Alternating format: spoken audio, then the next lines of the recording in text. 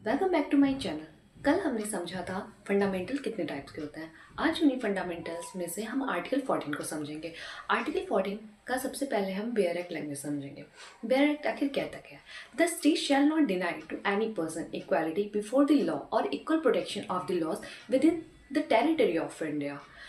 इसमें से हम पहले समझेंगे इक्वालिटी बिफोर लॉ। आखिर उसका मतलब क्या होता है? इक्वालिटी बिफोर लॉ का मतलब है कि लॉ के सामने सब लोग बराबर हैं और कोई भी पर्सन लॉ से ऊपर नहीं है। चाहे कोई गवर्नमेंट ऑफिसर हो या कॉमन सिटीजन, रिच हो या पुअर, सब पर सेम लॉ इक्वालिटी अप्लाई होती है। इसका मतलब है कोई स्पेशल प्रिविलेज नहीं, कोई स्पेशल इम्यूनिटी नहीं, सबको सेम पनिशमेंट और सेम प्रोटेक्शन प्रोवाइड करता है। अब हम समझेंगे इक्वल प्रोटेक्शन ऑफ लॉ। अब इसका मतलब क्या होता है? इक्वल प्रोटेक्शन ऑफ लॉ का मतलब है कि सेम सिचुएशन में सबको सेम लीगल प्रोटेक्शन मिलेगी और डिफरेंट सिचुएशन में रिजनेबल डिफरेंस के साथ ट्रीटमेंट हो सकता है। इसमें इक्वालिटी ब्लाइंड इक्वालिटी नहीं होती। स्टेट रिजनेबल क्लासिफिकेशन कर सकती है, लेकिन वो fair, logical and non arbitrary होनी चाहिए।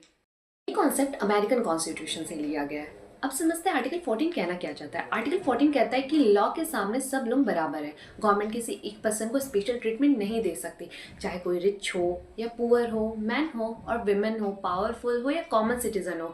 सेम लॉ, सेम प्रोटेक्शन और सेम पनिशमेंट सबके लिए होगी। मतलब कोई भी लॉ सिर्फ एक ग्रुप को फेवर में नहीं हो सकता। सबके साथ फेयर और इक्वल बिहेवियर होना चाहिए।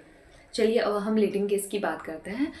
EP रोयप्पा versus state of Tamil Nadu 1974 का ये केस है। सुप्रीम कोर्ट ने कहा equality is the opposite of आर्बिट्रीनेस। अगर गवर्नमेंट के एक्शन आर्बिट्री मतलब मनमानी है तो वो आर्टिकल 14 का वायलेशन है।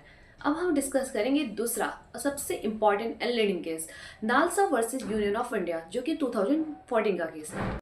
क्वेश्चन ये है कि क्या ट्रांसजेंडर लोग आर्टिकल 14, 15, 16 एंड आर्टिकल 21 के अंडर राइट्स के हकदार है या नहीं। जजमेंट आता है कि जिसमें सुप्रीम कोर्ट ने कहा कि ट्रांसजेंडर पर्सन को थर्ड जेंडर के रूप में लीगली रिकॉग्नाइज किया और कहा कि आर्टिकल 14, 15, 16 एंड आर्टिकल 21 के अंडर उनको पूरी कॉन्स्टिट्यूशनल राइट्स मिलेगी। That means Article 14 says that equality before law applies to all persons including transgender.